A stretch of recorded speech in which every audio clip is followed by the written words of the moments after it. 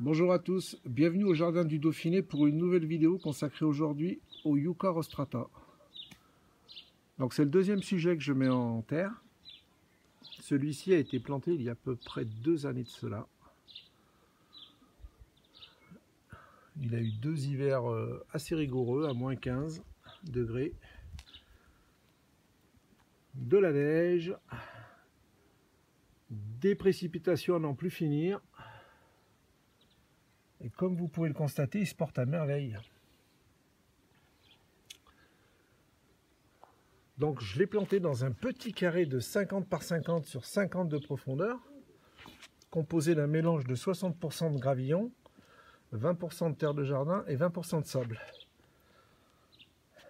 Alors ceci dans le but de faciliter le drainage, parce que c'est des plantes qui ont horreur d'avoir les pieds dans l'eau.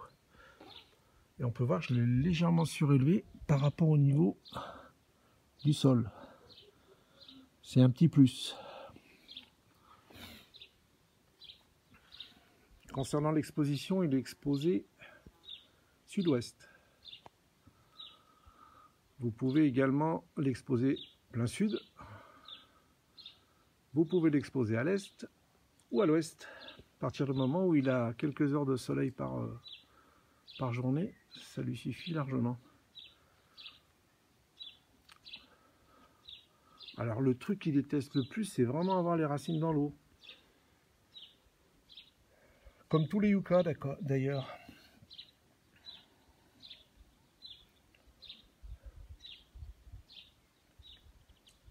À partir du moment où vous l'avez planté dans un bon substrat, il n'y a pas de raison que vous ne puissiez pas le cultiver chez vous. C'est vraiment une plante que je vous recommande. N'hésitez pas. Alors là, il fait à peu près 1 mètre de hauteur. Il a un diamètre de couronne d'à peu près 1 mètre. Et son tronc, il fait à peu près 45 cm de hauteur pour 20 cm de diamètre. Donc, concernant le paillage, alors au centre, j'ai mis des petits galets de marbre blanc. Et tout autour de la plante, j'ai mis des petits morceaux d'ardoise. Comme ceci. Il faut vraiment le mettre en valeur parce que c'est une plante qui le mérite. Elle est vraiment magnifique. Dans votre jardin, ça donne vraiment un super rendu.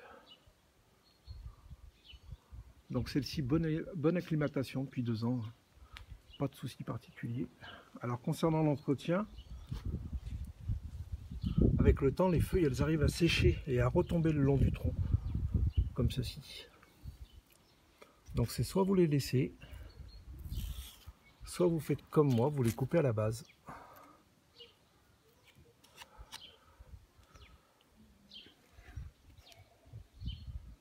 Je pense que ça leur donne un plus bel effet, ça donne un plus bel effet à la plante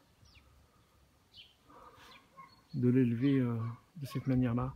On voit qu'il y a des épines sur les feuilles. On peut penser qu'elles sont piquantes, mais la feuille est relativement souple. Vous voyez, on se blesse pas trop en fait. On se blesse pas du tout même. Il faut éviter d'approcher les yeux, hein, mais en dehors de ça,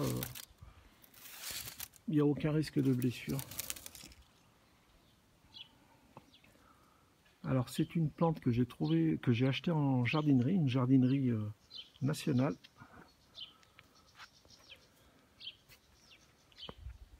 Je vous déconseille les petits sujets. Prenez déjà un sujet qui est bien enraciné. Ça facilitera la reprise.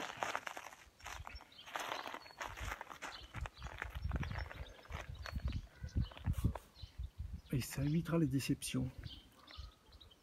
Alors point super important, je vous le rappelle, le drainage. Drainage, drainage, drainage. Il faut vraiment un bon drainage. Et en dehors de ça, après, c'est vraiment la plante tout terrain. Eh bien écoutez, j'espère que cette vidéo vous a plu. Si j'ai oublié de souligner quelques points, n'hésitez pas à poser vos questions, j'y répondrai avec plaisir. Et je vous dis à très bientôt au Jardin du Dauphiné pour de nouvelles vidéos. Bye bye.